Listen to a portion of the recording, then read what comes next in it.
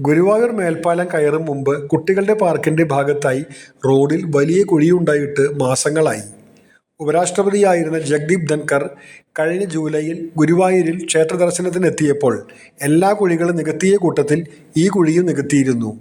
ഉപരാഷ്ട്രപതി പോയി ആഴ്ചകൾ പിന്നിടും മുമ്പ് കുഴി പൂർവ്വസ്ഥിതിയിലായി. ഇപ്പോൾ കുറേ കൂടി വലുതായിട്ടുമുണ്ട്. മേൽപ്പാലത്തിന് സമീപത്തായതിനാൽ കുഴി അടയ്ക്കേണ്ടത് റോഡ്സ് ആൻഡ് ബ്രിഡ്ജസ് ഡെവലപ്മെന്റ് കോർപ്പറേഷന്റെ കരാറുകാരാണോ അതോ PWD ആണോ എന്ന് ജനത്തിനറിയില്ല. എന്നാൽ അവരുടെ വാഹനങ്ങൾ എല്ലാ ദിവസവും ഈ കുഴിയിൽ ചാടുകയും കേടുപറ്റുകയും ചെയ്യുന്നുണ്ട്.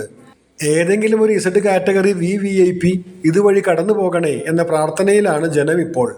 അതല്ലെങ്കിൽ ഇത്രയും വലിയ കുഴി കണ്ണു തുറന്ന് കാണാനുള്ള കാഴ്ചശക്തി അധികൃതർക്ക് നൽകണമേ എന്നും പ്രാർത്ഥിക്കുന്നുണ്ട്.